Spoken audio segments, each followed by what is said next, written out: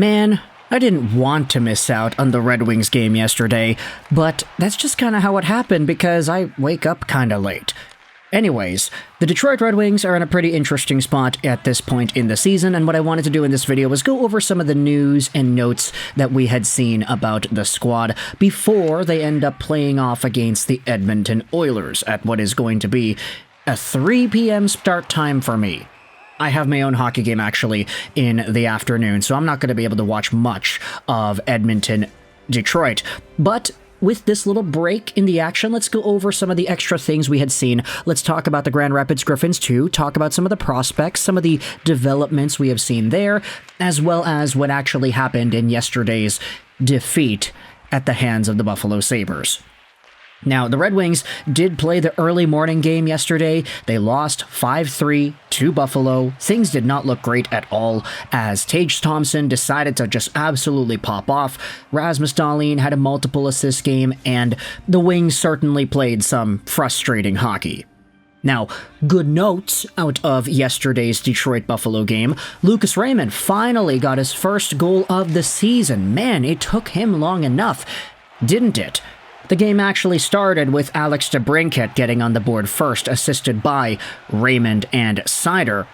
This play was down low in the corner. Raymond plays it back over to DeBrincat. Then there was a really nice give and go. DeBrincat to Seider, one-touch pass to DeBrincat, the one-timer, and he buries it. And Lucas Raymond, of course, skipping past the Michael Rasmussen goal.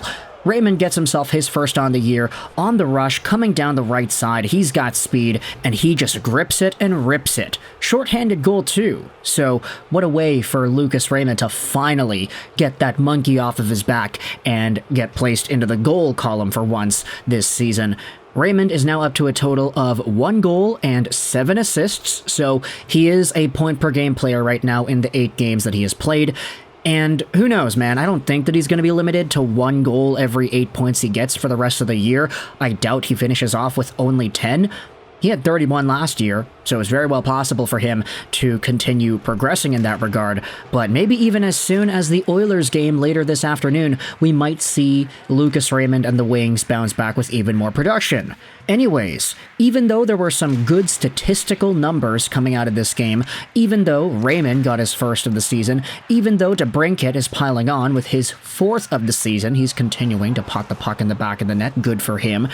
Even though a lot of the statistics we saw out of this game were pretty positive, the game itself was not a good one. I think even the top comment on the subreddit and the post-game thread says, "I don't think the Wings dumped it in enough." That would have helped. And now we are starting to see more narratives getting brought up about the team kind of being a little bit too fancy on offense, trying to get that perfect play, making one pass too many, not trying to shoot it more, and just continuously dumping it in, trying to set up and trying to do their thing. Derek Lalonde has been on the hot seat for a while, I'd say, with this fan base especially, so I guess it's just a matter of time to see how long this is going to continue for the Detroit Red Wings. The amount of Fire Lalonde comments and tweets that I've seen on my timeline the past 24 hours, it's a lot. Anyways, let's take our focus away from the Detroit Red Wings and start talking about some of the guys in the Grand Rapids Griffins system. Here's an article that was published by Kevin Allen yesterday on October 26th. This was the Daily. There's a new one of these every single day, and I get it, there's already a new daily article by the time this video is public on YouTube, but I did like some of the extra things that Allen talks about in this particular daily piece, so let's go out there and dive into it. Danielson scores his first pro goal, and Ville Husso exits early. Diving into what it is that Kevin Allen writes about, he talks about the most recent Grand Rapids 2-1 win against the Springfield Thunderbirds on Friday. And how this was pretty great because Sebastian Cossa tuned in a strong relief outing in goal to help that victory manifest. But the bigger story may have been Ville Husso leaving the game in the second period for an undisclosed reason.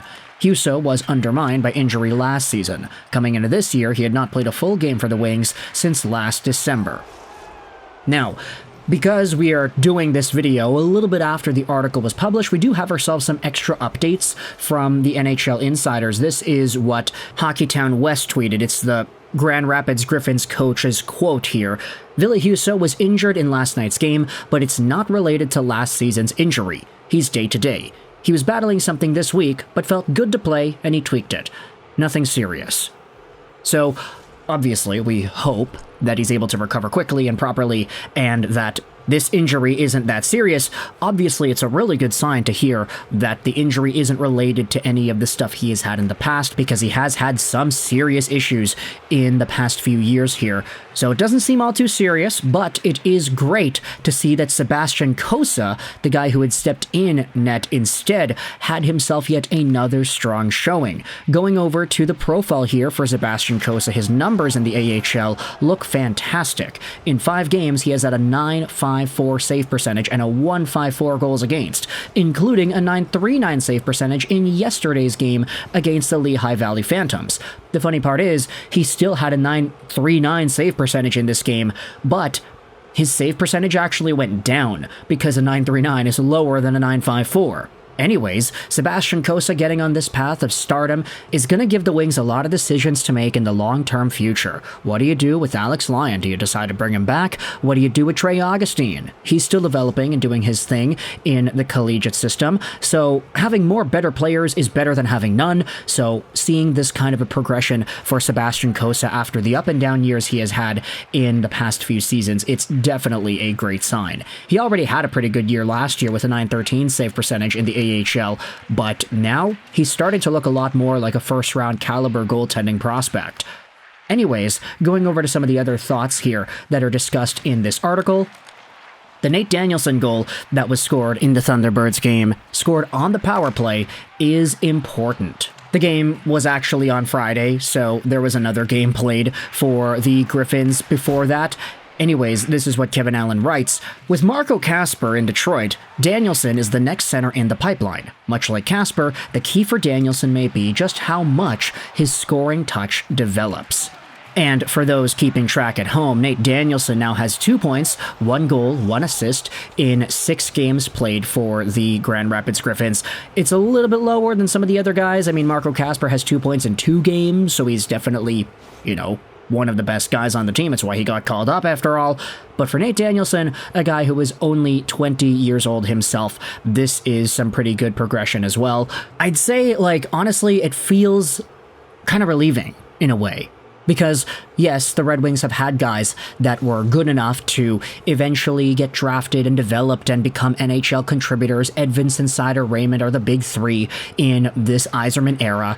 And then you have some other guys, too, that have kind of floated around there. Johansson is a guy that I think deserves more credit than he's been given. But other than that, there needs to be a little bit more youth in this lineup in order for fans to really start fully committing to that Yzerplan again. Not that they're starting to jump ship, but come on, man. The way the team has been playing this season, the inconsistencies and just the overall lack of direction, especially with the different and varying levels of acquisitions the past few years, it's really started to get that question up in there. Hey, what exactly is the Yzerman plan about? And if the Red Wings are not able to actually graduate talent from Grand Rapids into the NHL in a significant capacity, how else are they going to build their roster? They can't just keep on signing mid-tier guys to better than mid-tier contracts over and over again every year in free agency.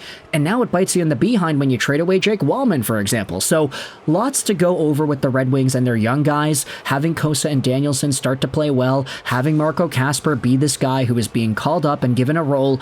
These are good things, and heading into the next few let's just say next few months, and potentially bleeding into next season as well, 25-26.